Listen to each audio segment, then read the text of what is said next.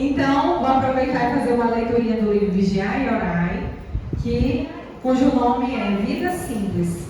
O homem sofre mais pela posse do supérfluo do que pela carência justa das coisas. Se a ambição impulsiona o progresso material, pode causar muitos danos à alma.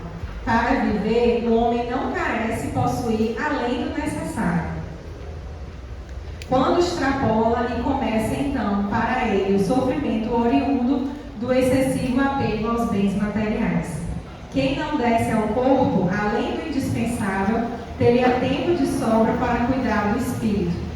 O problema é que a maioria vive em função do ter e não do ser. A vida dos homens que se notabilizaram no campo da sabedoria e da espiritualidade era uma vida simples, voltada para os valores imperecíveis e imutáveis. Quem se aflige pelo que não tem, não sabe viver com alegria, nada tendo e tudo possuindo. Então, como nós entendemos nessa mensagem, o segredo da vida feliz é a simplicidade de coração. É a gente não ter muitas exigências sobre a vida, não esperar grandes coisas materiais, mas depositar a nossa felicidade nos nossos sentimentos mais belos, mais puros, nas relações entre as pessoas, porque são essas relações que fazem surgir o amor e também a esperança na vida, né? Então, convido a todos agora a fecharmos nossos olhos, elevar o nosso pensamento a Deus, nosso Pai Criador. Senhor, Pai querido, nesse momento nós te agradecemos por essa tarde de amor, de bênçãos, de união e de reflexões oportunas para a nossa vida, para a nossa convivência. Que o Senhor possa derramar sobre todos que aqui estão e aqueles também que estão na vida espiritual as tuas luzes de amor, de esperança, de muita fé na vida, em Ti e no futuro que nos aguarda e que nós estamos hoje construindo. Que o Senhor inspire o nosso irmão palestrante da tarde, para que ele também fale ao nosso coração, elucidando, trazendo reflexões necessárias, que possamos estar de alma aberta para os aprendizados e para a renovação constante. Muito obrigada, Senhor, por tanto e que assim seja. Então, nosso irmão Gustavo Assis vai falar sobre valorização da vida. Fique à vontade.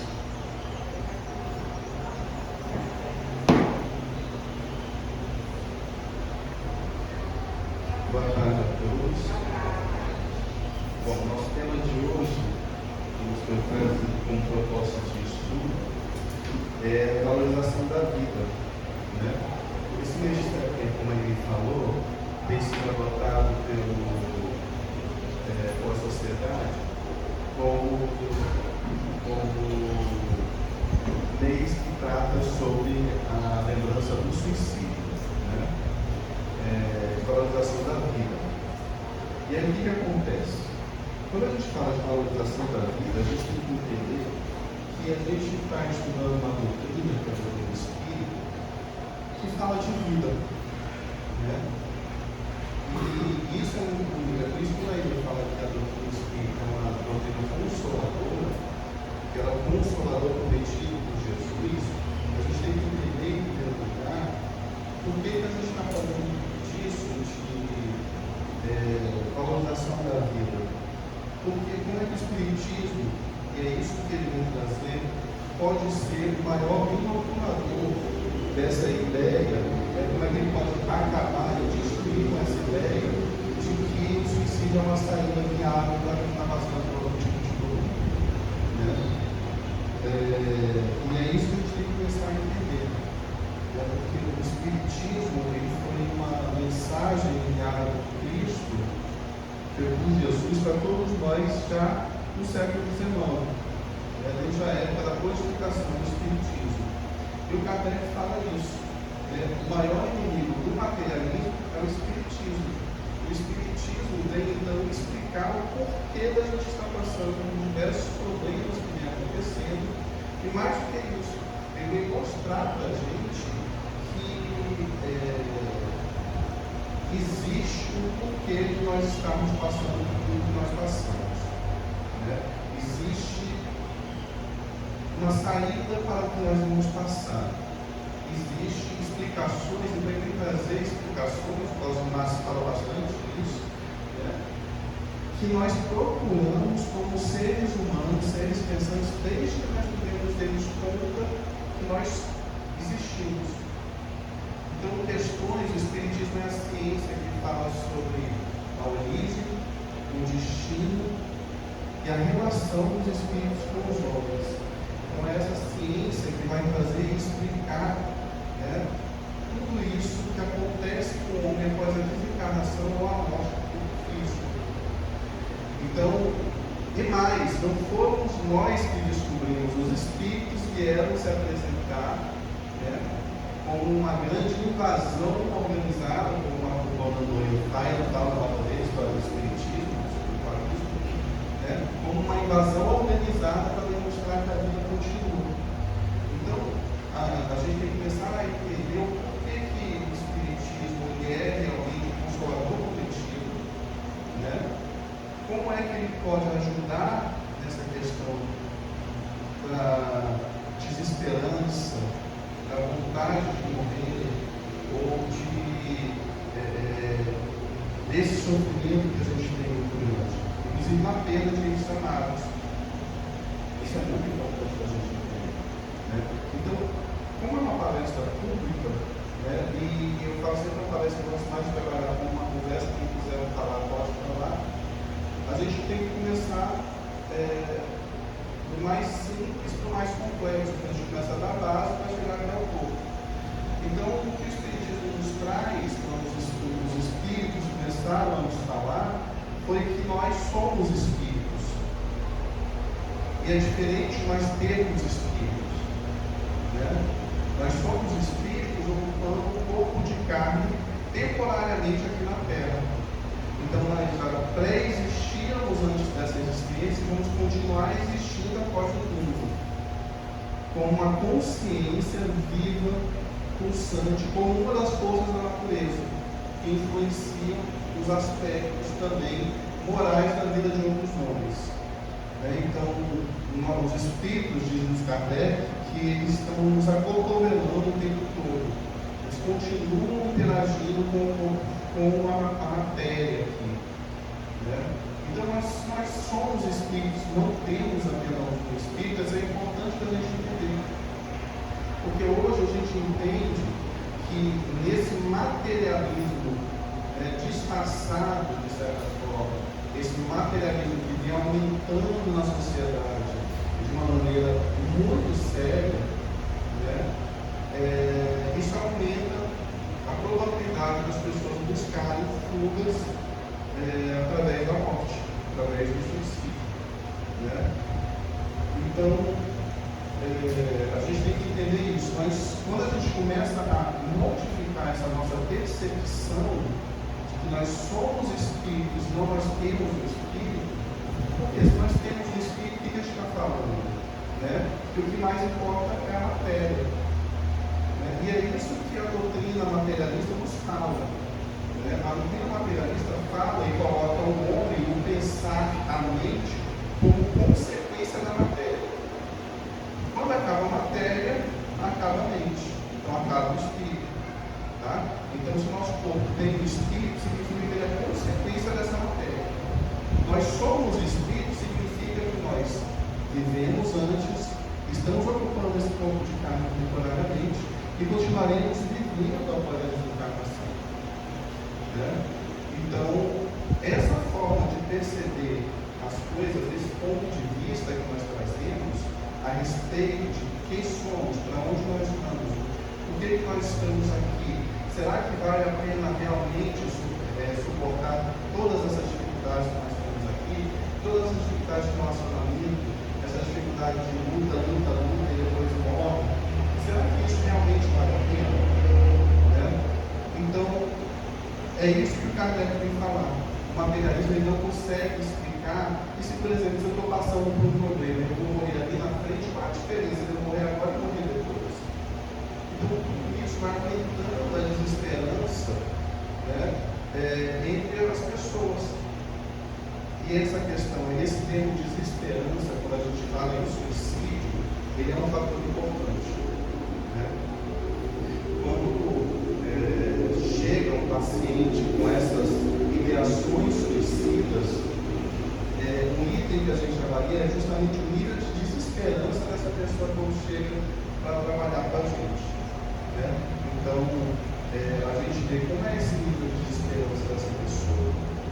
Ela realmente acredita que não dá para fazer nada? Será que ela acredita que ela já não tem mais saídas do que ela está fazendo? Esse nível de desesperança deve ser avaliado. Mas a gente já fala um pouquinho disso. Então, o que acontece? Então, quando a gente fala de valorização da vida, é a gente valorizar tudo isso que a gente está passando aqui agora, entendendo que esse passar aqui agora é um ponto, não é um ponto final, é uma vírgula, uma imensidão de coisas que a gente tem, uma imensidade de atividades, de vida que a gente vai continuar passando. Né?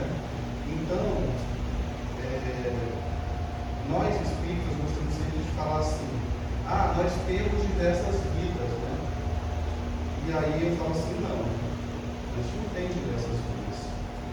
E aí a pessoa fala assim: mas como, Gustavo, você é espírito, não acredita em diversas vidas? Eu falo que não, eu acredito só em uma vida que se perpetua. Quando a gente morre, a gente que morre no nosso corpo físico, a vida continua. Né? Então eu tenho a minha vida, essa vida vai continuar, porque morreu para o meu corpo físico, eu vou ter outra existência na Terra, outro avatar, outro passar novamente pela Terra. Mas a vida é uma só, a vida continua, né? Pulsante, viva, pensante, por mais que nós não queiramos. Então nós temos uma vida que ela pode estar, como fala no livro dos Espíritos, uma vida que eu posso estar aqui na Terra e uma vida que eu posso estar no mundo espiritual. E isso é até engraçado, porque quando eu estou dormindo, eu estou na vida espiritual. Né? O meu espírito se desliga e aí a gente está na vida espiritual, mesmo que meu corpo esteja aqui na matéria. Tem uma passagem interessante na revista espírita, quando o espírito fala assim: os espíritos superiores aceitam reencarnar entre vós, porque eles sabem que durante o sono eles podem voltar para a vida espiritual. Está em contato com essas pessoas que nos inspiram, que os levam a pensar, está em contato com as pessoas que eles amam. E é isso que a gente tem que entender. A face é como se fossem duas faces de uma mesma moeda. Está vivo e não está vivo no corpo físico e está vivo no plano espiritual. E é isso que o Espiritismo vai nos trazendo de uma forma muito leve,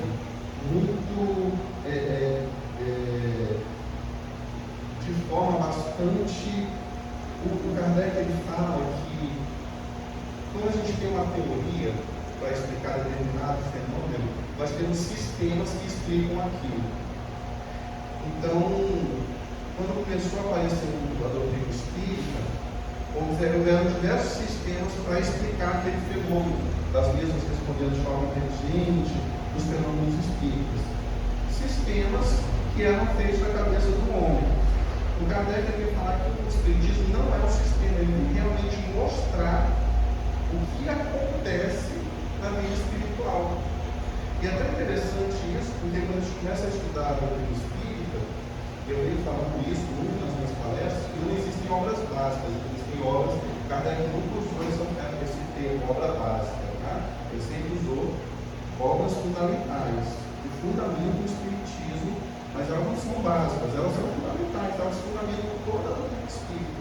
E aí entra a revista espírita também, a importância da gente usar a revista espírita. Isso é interessante porque o Kardec, ele conseguiu mapear toda a vida espírita. Ele vem mostrar para a gente que nós, como espíritos, ele, tipo assim, a pessoa desencarnava, como foi o fato do Sanson, né, que era um membro da sociedade espírita, ele pediu para ser evocado no dia do falecimento dele. Então, Kardec vai com o médium na tumba que ele vai ser enterrado e evoca o espírito de Sanson. E ele responde, então ele mapeia desde a hora da desencarnação até vários espíritos, vários anos após a desencarnação. Então ele faz todo esse mapeamento da vida espiritual. Então o que ele fala que ele não criou sistema nenhum na cabeça dele. Ele pegou o que os espíritos traziam e transformou isso em realidade. Ele mostrou para a gente como é que funciona. E veio mostrar para a gente de forma muito simples e muito clara, que a Kardec tem uma linguagem ótima. A gente fala disso, que hora já tem que parar.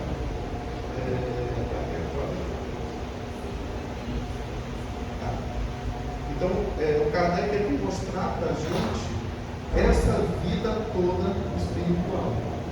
Tá? E ele mostrar então que qualquer homem, qualquer ser humano tem essa vida espiritual.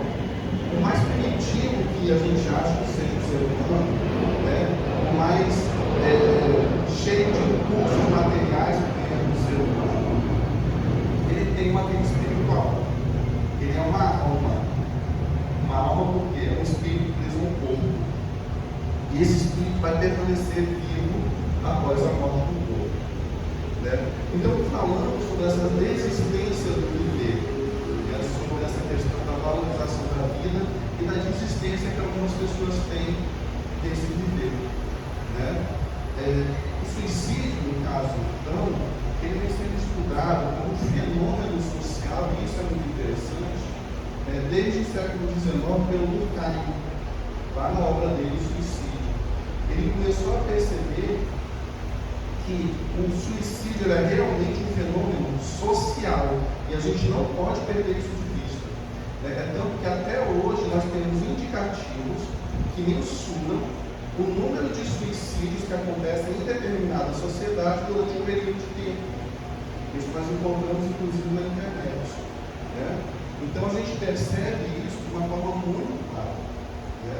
De que suicídio é um indicador social. Quando a gente está passando por momentos mais difíceis para determinada sociedade, o número de suicídios aumenta. E aí isso serve como um indicador para a gente trabalhar aquela sociedade. Tá? É por isso que, por exemplo, às vezes vocês não vão encontrar no site do Conselho Federal de Psicologia alusão à campanha do Setembro Amarelo. Porque existe uma certa crítica do próprio Conselho Federal de Psicologia de que a gente não pode individualizar o suicídio como algo, como um fenômeno apenas daquela pessoa. Né? O suicídio, ele é algo da sociedade como um todo. E a gente tem que começar a se preocupar com isso, como aquelas pessoas que estão tomando esse ato mais extremo do suicídio, como um ato social, naquela sociedade, naquela cultura, e agir nessa cultura. A gente não pode individualizar aquele problema apenas daquela pessoa. Tá?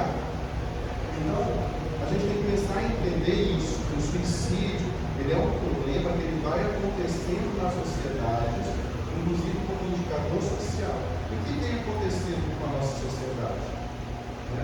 O que vem ocorrendo na nossa sociedade? Por mais que tenha surgido o espiritismo lá no século XIX, né?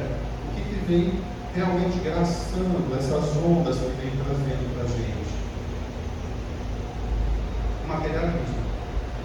O materialismo que vem se entranhando na sociedade de certa forma, e aí isso acaba permeando a cabeça das pessoas. As pessoas acham que a vida acaba realmente com a morte, e aí isso se torna um motivo para que a pessoa aceite não viver mais. Veja bem, né? Se eu começo a pensar que Jesus veio em determinado momento e apresentou uma vida espiritual, né? Vem falar que a vida continua, e de repente chega uma sociedade e começa a falar, não é disso não, isso aí é uma ilusão. Né? Imagina uma pessoa que está passando um momento de grandes perdas, uma doença, uma desgraça na família, né? Passando fome, passando dificuldade.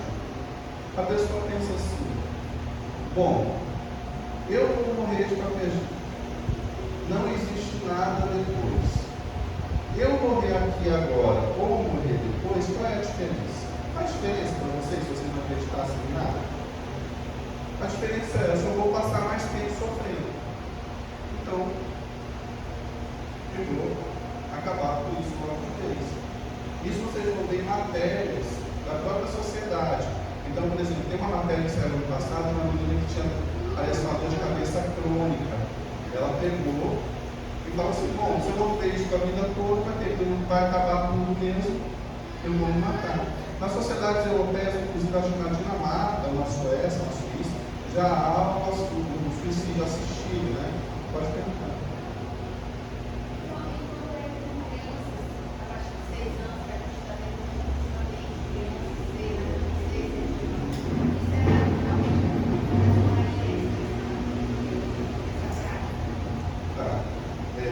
Tem chegado mesmo para a gente cada vez mais, eu sou psicólogo, gente, eu vi isso cada vez mais no consultório.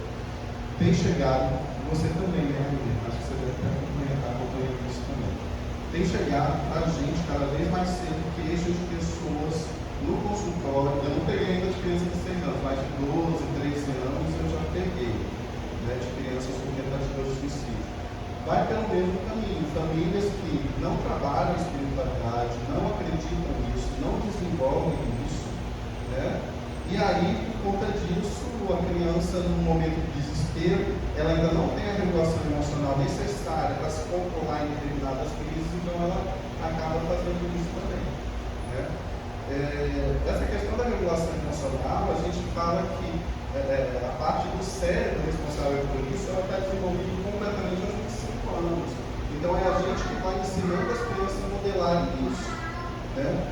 Mas, exatamente, é por isso que a gente tem que ter essa postura dos pais de estarem sempre acompanhando, né? Estarem sempre trabalhando essa questão da espiritualidade, dessa questão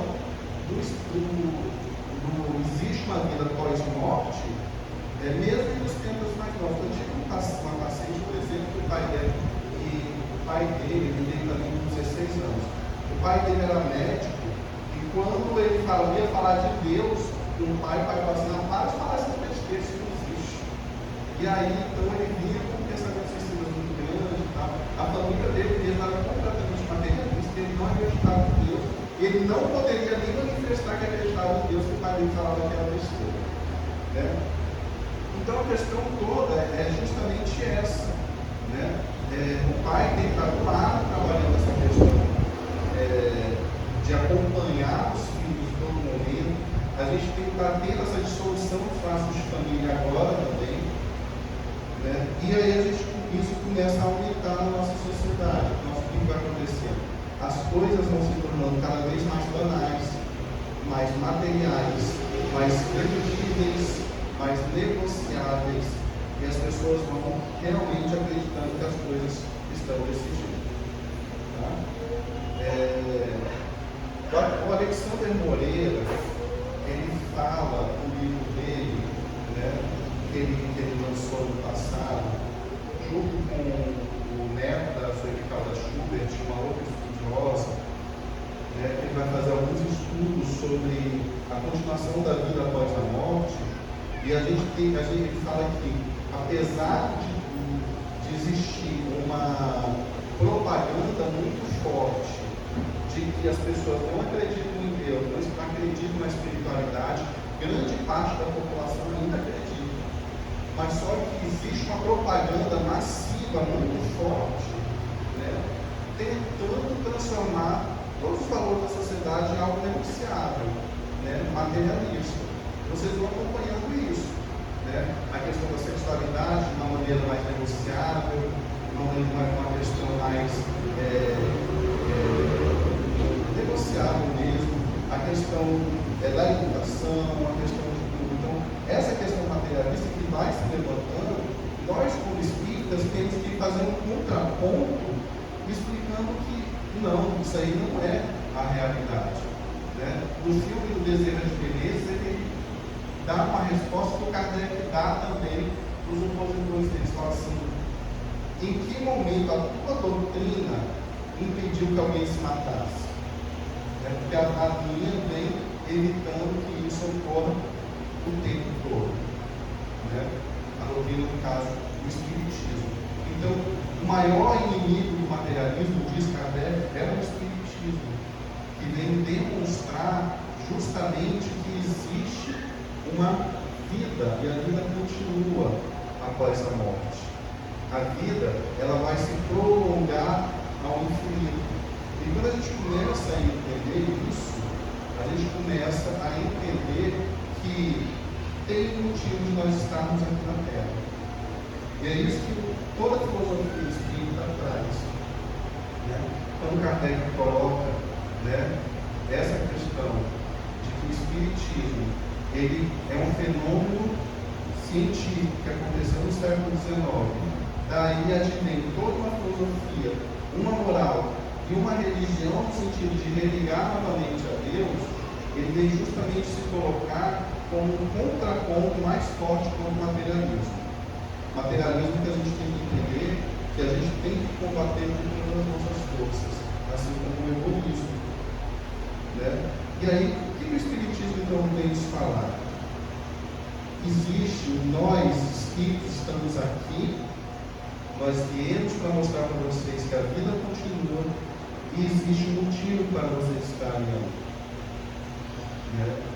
Quando ele vem explicar que tudo que nós passamos são provas ou expiações, né? E aí a gente tem que tomar cuidado com essa questão de provas e expiações, porque é comum no movimento espírita da gente achar que tudo que a pessoa passa é uma expiação, porque ela fez algo errado na vida passada. E às vezes não é. É uma prova que a pessoa está passando naquele momento e que ela às vezes pediu aquela prova para passar por determinada situação. Tá? Mas então o que o Espiritismo vem falar que acontece com as pessoas que praticam o suicídio? Né? Alguns palestrantes eles gostam muito de chocar e falar assim, e eu tenho visto muito isso no movimento espírita, no sentido de não comete o suicídio, porque senão você vai comprar o suicídio, vai ficar não sofrendo. Ou uma terapia aversiva mesmo. E a pessoa às vezes fala assim, a pessoa não vai se matar, que ela vai ficar com tanto medo que ela não vai se matar. Só que o Espiritismo ele tem que trazer justamente esses espíritos falando sobre o que eles passaram. E a primeira coisa que o Kardec coloca como a primeira decepção que o suicida passa é perceber que a vida não acaba após a morte do corpo físico. Né? E aí vocês vão encontrar tanto na revista espírita quanto no Céu e Inferno. No Céu e Inferno tem capítulo só de espíritos suicidas. E uma coisa que os espíritos nos trazem é que não existe uma punição, né, única para cada espírito que se suicida. Existem aquelas questões que, de certa forma, pesam mais e outras que pesam menos. Né? Então a gente vai ter aí atenuantes e agravantes para cada atividade daquele espírito. Tá? Então, mas a primeira decepção que todo espírito passa é pensar, né, todo suicida passa, é pensar que o sofrimento vai acabar com a morte, e é isso que a gente vê na maioria dos casos de suicidas ou de pessoas tendentes ao suicídio do consultório.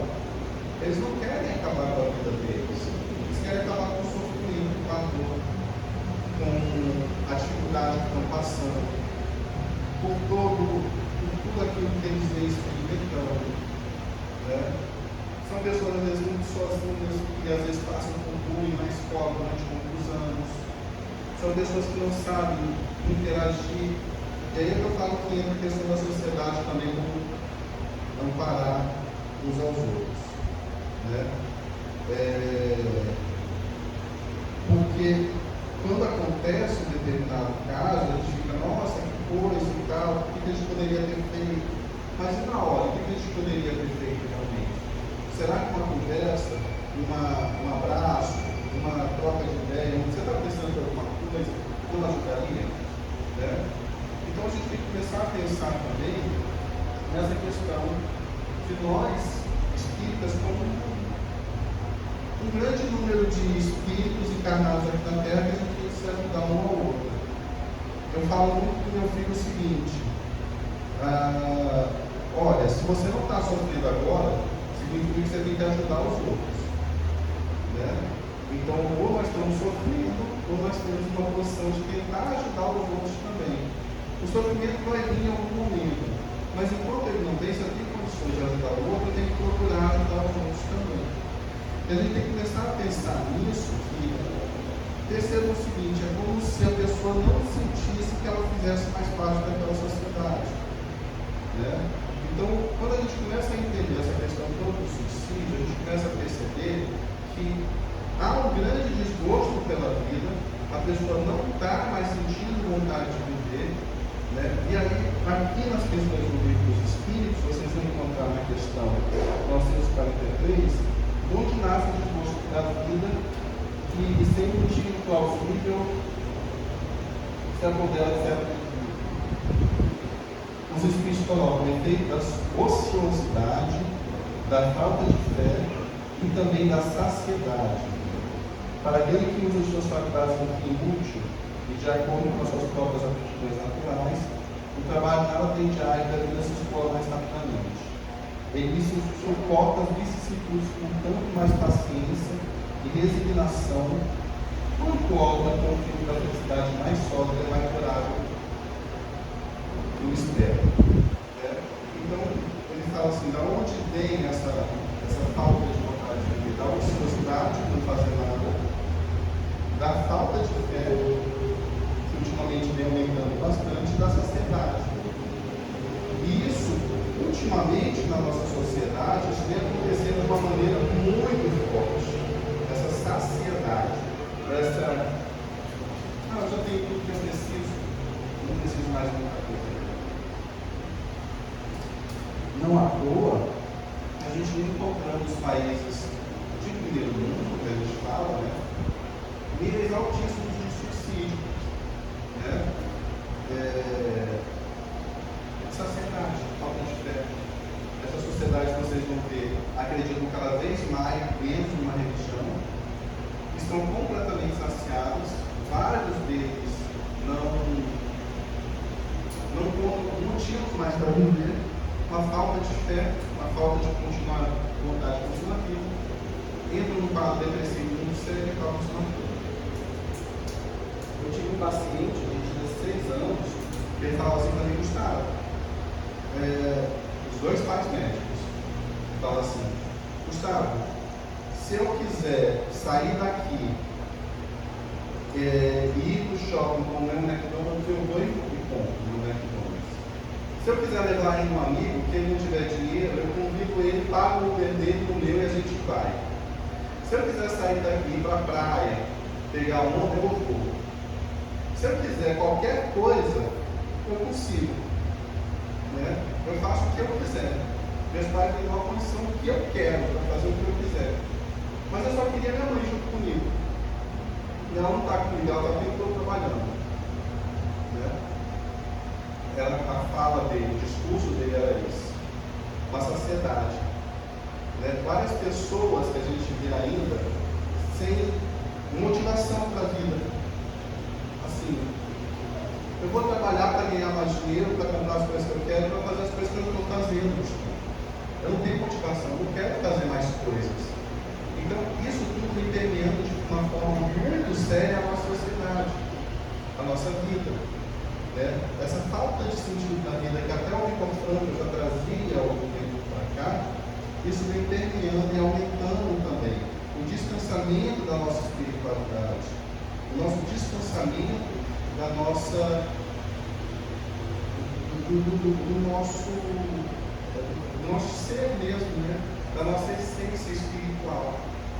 Então, quando a gente começa a entender, né, que eu sou um espírito encarnado aqui e que eu escolhi as provas, lá no livro dos Espíritos está muito claro, a gente escolhe as provas pelas quais a gente vai passar, inclusive a gente escolhe as expiações também.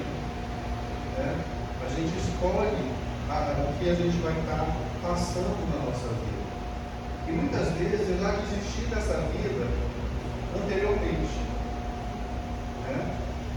E aí isso vai acontecendo de uma maneira que isso vai se repetindo. E às vezes a gente pede determinadas provas para que a gente não cometa o suicídio novamente.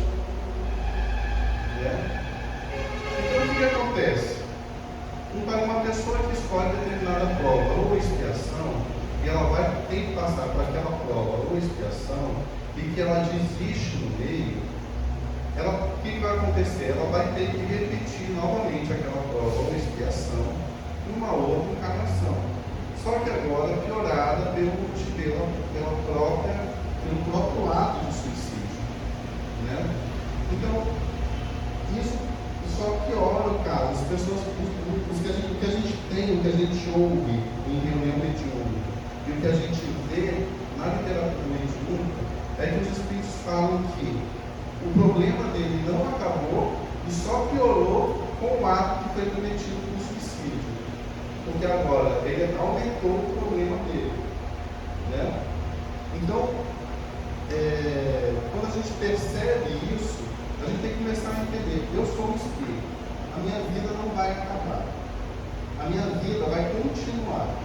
Eu vou estar com o mesmo problema que eu estou aqui do outro lado, só que agora sofrendo mais, inclusive materialmente, porque o que acontece? O Kardec coloca isso tanto no livro dos Espíritos quanto no Céu e no Inferno.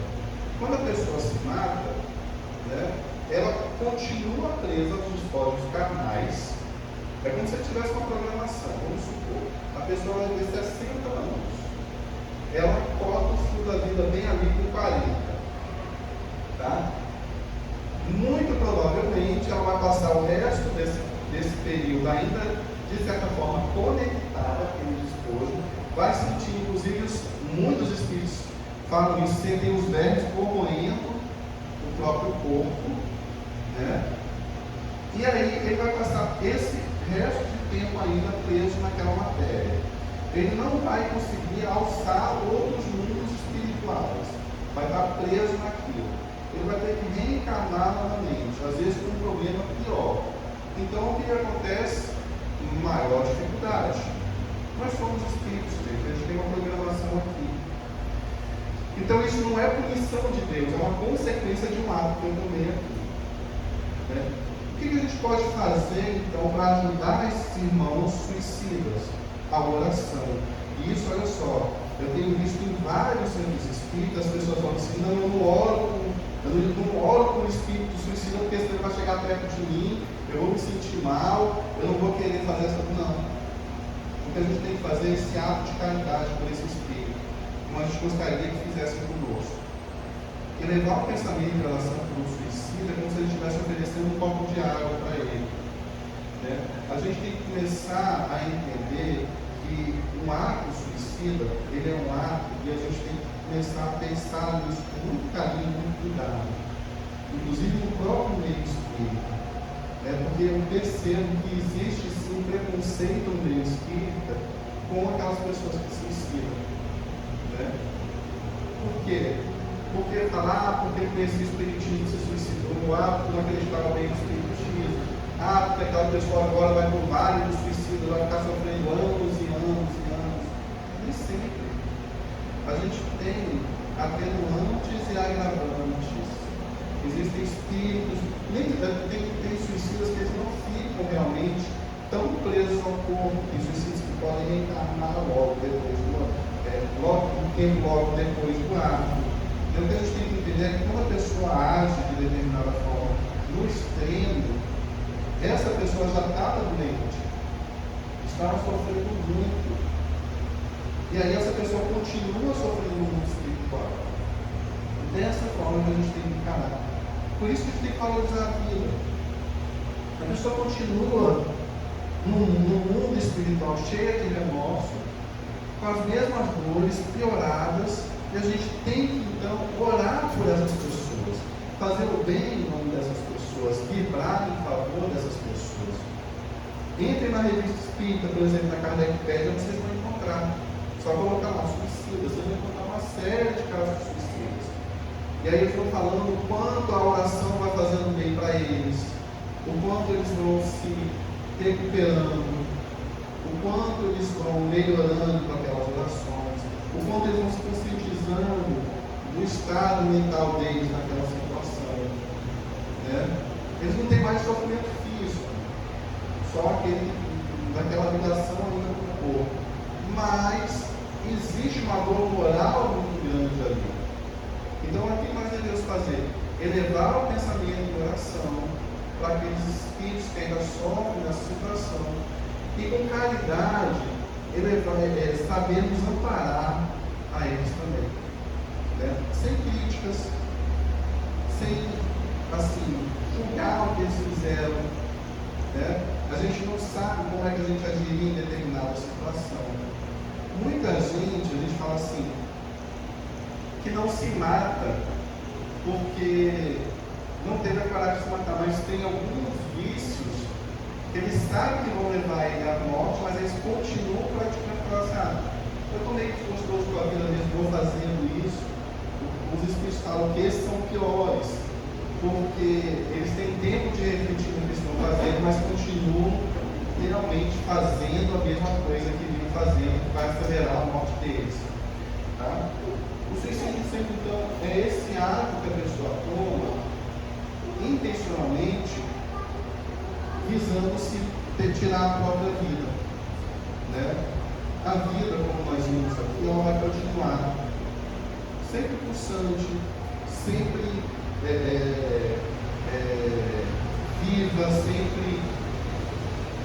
Quando Jesus fala assim, eu trago a água viva, eu trago meus ensinamentos, são a água viva, e que aqueles que acreditarem em mim terão a vida eterna, é a vida na vida. A pessoa vai se sentir sempre viva, ela vai se sentir sempre agraciada, ela não vai querer sentir essa vontade de morrer. É isso que o ensino de Jesus veio trazer. É isso que o Espiritismo veio mostrar para a gente, que a vida continua, que a vida ela vai servir para que nós sigamos adiante cada vez melhores. Aqui na matéria, tudo aquilo que a gente faz fica marcado indelevelmente no nosso espírito. E é por isso que alguns aprendizados a gente tem que fazer na matéria, para provar que a gente ensinar que a gente aprendeu. Só que a gente tem que tirar esses preconceitos de que está difícil reencarnar no planeta Terra, a pessoa vai lá e se mata. Se ela não reencarnar no planeta Terra, ela pode reencarnar em outro, gente. Deus é só bondade. Deus é só amor. Então, assim, Deus não ama, por exemplo, um espírito suicida. É claro que continua amando. É claro que continua. Imagina, se eu vou deixar de amar o meu filho porque ele cometeu um ato errado, num momento de desespero. Não. Ele vai continuar amando. Ele continua perdoando. A pessoa passa por dificuldades ali, mas o que o Espiritismo vem falar? Ele não vai para o inferno eternamente. Ele vai poder se levantar, ele vai poder se reconstruir, e a partir daí, ele vai poder chegar na perfeição, como todo mundo vai chegar um dia. Só vai levar um bocadinho mais de tempo. Mas não é porque uma pessoa está sofrendo aqui no mundo espiritual que ele não vai chegar na perfeição um dia. E que Deus deixou de amar. Não. E nem nós podemos deixar de amar. Pode falar.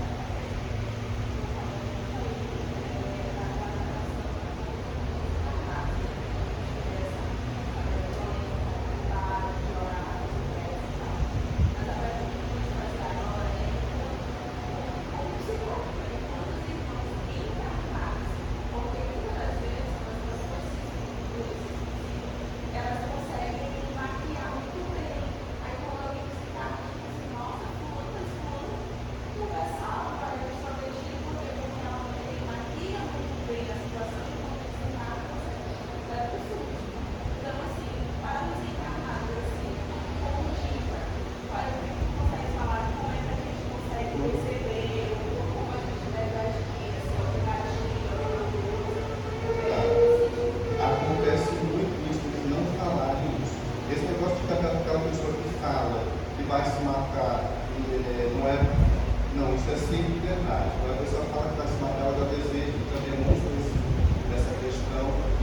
bíblico, a pessoa que quer se matar não fala disso, fala. Ela dá sinais. Tá? Tanto para quem fica, daquelas pessoas que não perceberam, quanto para essa, a gente tem que ter uma obrigação moral, a gente tem que entender o seguinte, olha só. Quando a gente fala assim, nós seres humanos somos seres sociais. Tá? A gente se constrói como humano na sociedade. Isso é tão importante para a gente que eu sou humano porque eu convivo com outros seres humanos. Eu penso porque eu falo. Eu não falo porque eu penso. O pensamento se constitui a partir da fala. E a fala é uma habilidade social construída no nosso neocórtex, que é a função principal do cérebro que nós seres humanos temos. Então, essa construção do humano está em sociedade. Não é só que eu faço como um ser social, eu não estou falando isso só de banalidade. A gente se constrói na sociedade. A gente se constrói um com o outro. É por isso que quando Jesus vem apresentar para a gente, ele vem trazer o que? A lei de amor. Amai-vos uns aos outros. Entende? Se a pessoa, por exemplo, não manifesta isso e se mata, é claro que não teria como. Mas a partir do momento, e é isso que eu, por exemplo, eu falo sempre nas minhas palestras. Jesus, vamos lá, pegar a Bíblia de Jerusalém, tá? Como base. Jesus, ele traz lá no capítulo 5 de Mateus, falando assim: façais aos outros aquilo que gostariam que vos fizessem. Tá? Quando ele fala isso, e tem uma nota de rodapé na Bíblia de Jerusalém, que é a que eu mais gosto de estudar, que ele fala assim: Jesus foi o primeiro que trouxe a lei de ouro como uma forma positiva. Antes dele era não fazer aos outros aquilo que não gostaria que nos fosse feito. Tá? O Espiritismo, então, assim como Jesus então fala: façais aos outros aquilo que gostariam que nos fizessem, ok? Isso muda completamente. Quando eu falo assim, não façais aos outros o que eu gostaria que nos fizessem, fala o quê? Eu posso ficar na minha cadeira aqui, beleza, não fiz mal para ninguém, vou alcançar a vida eterna. Só que Jesus fala: façais aos outros aquilo que gostaria que nos fizessem. O que eu tenho que fazer então? Procurar. Isso mostra uma posição ativa da pessoa. Eu tenho que procurar o que a Inês está sentindo. A Inês, você está bem. Eu gostaria que alguém fizesse isso comigo. Entende? É isso que a doutrina de Jesus vem trazer. E aí, no livro dos Espíritos, o Kardec pergunta: bastará ao homem não praticar o mal para que ele consiga se melhorar nessa vida? Os Espíritos respondem da seguinte forma: não basta não praticar o mal. A gente tem que praticar o bem no limite das nossas forças, pois que o homem será culpado por todo o mal advindo do bem que ele deixou de praticar. Percebe? É uma posição ativa da gente. Então, se eu percebo que uma pessoa não está bem, eu tenho que ir lá e falar com ela. Essa é uma posição de um cristão, de um espírita cristão. Entende? Então, isso de, eu só vou procurar a pessoa quando ela vier falar, é uma posição passiva. E Jesus e o Espiritismo inverteram isso há muito tempo. Ele fala assim: olha, faça aos outros aquilo que gostariam que nos fizessem. Eu tenho que procurar saber o que as pessoas estão passando do jeito que eu gostaria que fizessem comigo. Entende? Então aí é que está o caráter do Espiritismo e do cristianismo. Eu procurar ajudar aquela pessoa para que ela não cometa aquele ato e depois eu falo: poxa, aquele dia eu percebi, mas eu não quis falar com determinada coisa. Não. O que o Espiritismo e o cristianismo estão me falando é: procura você, vai lá, faz para o outro que você gostaria que fizesse com você. E é claro, nesse caso que a pessoa se mata, a gente tem que acolher o espírito e tem que correr também para aquela família, para acolher também. Um dos maiores riscos de suicídio aumenta o risco de um filho de suicida, de um parente de suicida. Se já ocorreu suicídio numa família, isso aumenta o risco, é um risco aumentado de suicídio de outras pessoas da família também. Uma pessoa que já tentou suicídio é um risco aumentado de suicídio também. Então, o que a gente tem que procurar fazer com o espírito cristão? Né? Porque no livro dos Espíritos ele fala: numa sociedade cristã ninguém morreria de fome. Né?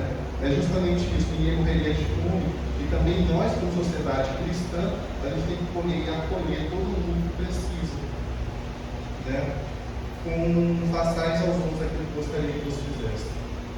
Então, assim, quando uma pessoa se mata, a gente pode até não ter percebido e ter deixado passar, mas a gente tem a obrigação moral de procurar ajudar aquela família, de procurar ajudar aquele espírito que passou por aquilo. Tá? Então, acho que já deu meu tempo aqui. Só mais alguma dúvida?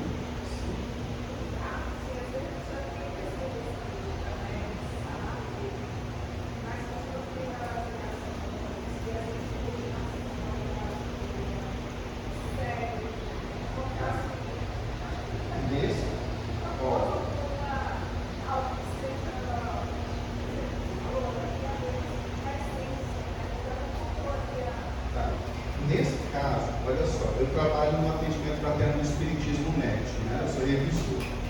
E aí, é uma coisa que eu sempre falo nas minhas revisões, porque todo mundo responde assim: meu irmão, faça preces, procure orar, e que a oração é boa, não sei o que, não sei o que, não sei o que.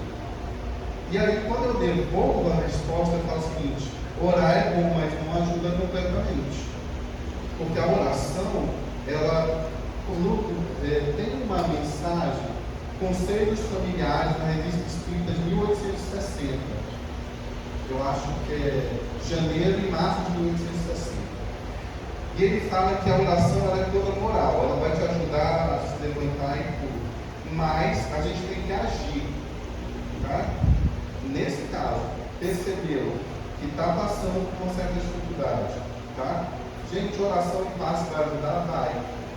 Só que ela tem que procurar um tratamento. Ela tem que entrar, às vezes, com antidepressivos. Ela tem que fazer, às vezes, por exemplo, essa falta de motivação pode ser um TDAH, pode ser um TDAH. Né? Pode ser realmente uma depressão, que aí um antidepressivo, uma terapia vai ajudar. Então, não basta só orar e não sempre tomar paz. A pessoa tem que procurar formas de se ajudar para que a espiritualidade amiga possa ajudar também. Né? Então, assim, eu estou passando por uma dificuldade, vou no centro espírita, é obrigação do centro espírita falar: você já procurou um médico, você já procurou um psicólogo, você já está tomando medicação, você está fazendo o tratamento certinho, a terapia vai te ajudar a se encontrar. Você está fazendo isso? Existem lugares que existe terapia com preço, né, social. Você está procurando? A pessoa tem que procurar se ajudar para que ela possa ser ajudada também.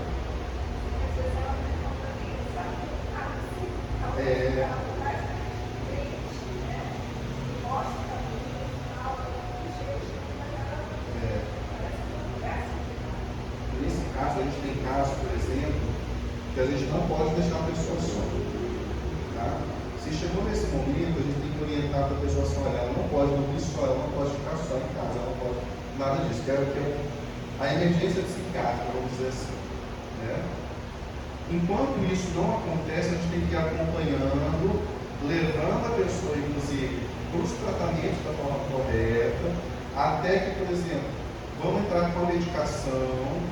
Tem muita gente que fala: não toma medicação, não, tem que tomar medicação, até a medicação começar a fazer um certo efeito. Às vezes a medicação é para dar esse empurrão.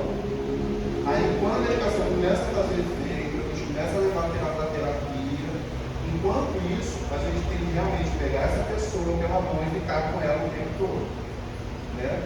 Enquanto ela segue depois do tempo, você está seguindo adiante.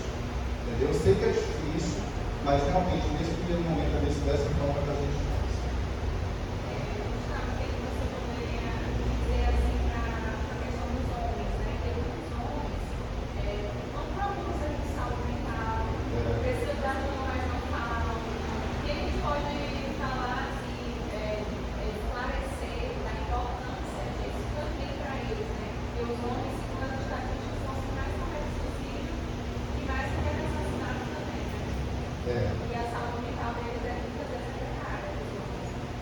Eu até, o pessoal está cobrando muito no Instagram da saúde mental masculina, porque eu trabalho, assim, como eu sou psicólogo, sou homem, muito homem me procura. Mas hoje mais de 70% da população que se mata são homens. Né? é a questão mesmo dessa percepção, dessa subjetividade construída pelas masculinidades. De eu precisar ser homem, de ser mais violento, de que mulher não pode me trair, e que eu tenho que estar sempre mostrando força. Né? Homem procura menos os programas de saúde mental, homem procura menos apoio de terapia. Eu tenho um paciente que ele é executivo aqui de uma multinacional, né? Assim, movendo 50 bilhões por dia. E aí ele fala assim: Gustavo, eu venho aqui, você pergunta como é que eu estou. Eu sou treinado para falar que eu estou bem. Esse negócio de você me perguntar se eu estou mal, não é comigo não. E aí a gente vai trabalhando isso aos pouquinhos e tal. A gente tem que realmente, assim, essa questão da saúde mental do homem, ela é justamente muito delicada, porque realmente são pessoas que estão fazendo. Tem um livro que fala assim, são feridos que ferem, né? Que trata sobre depressão masculina. E a gente tem que justamente estar sempre incentivando e fazendo que eles percebam de determinada forma, que essa forma de perceber a vida, né, muitas vezes é o que leva a pessoa a realmente não procurar ajuda. E às vezes a gente fala assim, cara, eu sou homem também, mas eu estou precisando de ajuda mesmo. Já precisei de ajuda antes. Então a gente tem que sim insistir nisso, porque conversar, tentar esclarecer, às vezes obrigar. Meu pai, por exemplo, eu tinha que obrigar ele médico. Né? Porque justamente essa construção, a gente fala que a gente, tudo no que está nesse ser humano, nada é isolado, sempre é social. A gente é atravessado pela nossa cultura e pela sociedade. Essa questão das masculinidades, que são, eles chamam de masculinidades tóxicas, eu acho que tem que ser cada vez mais debatido, inclusive, é uma questão que eu tenho que trabalhar mais, mas eu estou trabalhando mais por causa de tempo, inclusive no Instagram, ou de divulgação, mas já está sendo bastante cobrado para mim, de falar justamente isso, porque assim, lógico, tem muito feminicídio, né? Tem a questão da mulher, mas a gente encontra muito pouco saúde mental do homem, até porque talvez a gente tenha tem muita psicóloga e pouco psicólogo, né? A psicologia é uma ciência tipicamente feminina, vamos dizer assim, apesar de ter vários teóricos masculinos, mas no Brasil ela é composta de muitas mulheres. E eu já ouvi mulher falando assim, eu não gosto de trabalhar de homem porque eles falam coisas muito pesadas. Eu já tive homens que eu atendi que eles falaram que já tinham cometido assassinato, né? Já tinham coisas realmente muito pesadas, né? Mas a gente tem que dar uma forma de divulgar essa questão da saúde mental e da saúde dos homens de uma maneira muito natural e discutir, né? De uma forma aberta mesmo. Os homens se explodiram demais. Então, o peso que a gente tem, por exemplo, mulher fala, homem não fala. Homem implode, fala assim, né? Vai aguentando, eu tenho que levar minha família, eu tenho que sustentar minha família, e quando vai ver, caiu. Quando chega, eu falo para os pacientes, quando chega para mim, já está de pendura, assim, eu falo assim, cara, você chegou no momento que eu só vou juntar os caquinhos, né? Porque você podia ter vindo antes. Eu falo, não, porque é muito difícil. Então essa questão de se divulgar, de se trabalhar de uma maneira. Eu falo que aí a feminilidade ela tem que nos ajudar nesse momento. É muito comum, inclusive, que as mulheres liguem para mim e marquem os maridos. E aí que a mulher deve entrar mesmo como suporte para o homem, de mostrar para ele que ele não está só, que ele pode falar, que ele não precisa carregar tudo sozinho, que ele pode ser ajudado, e nós como homens também, porque até eu sempre falo isso para o pessoal lá do tribunal do trabalho. No caso, a gente tem que falar um com o outro, porque a gente está precisando do outro, porque a gente fica fechado aqui e a gente não conversa. Porque é muito difícil, porque até vem uma zoaçãozinha, às vezes, olha essa frescura, isso é Então, primeiro, a gente tem que trabalhar essa forma de conscientização, sim, com políticas públicas.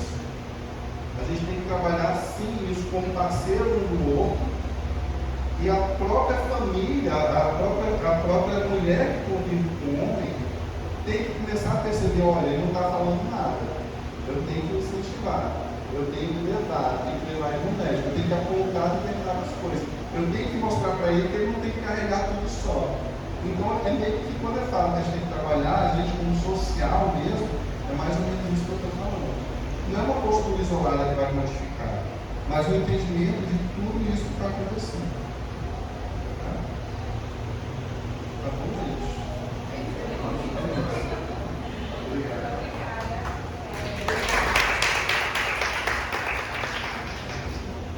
Então, nós agradecemos a sua fala, o conhecimento que você nos trouxe hoje, as reflexões. Eu peço para o André agora fazer a nossa prece final.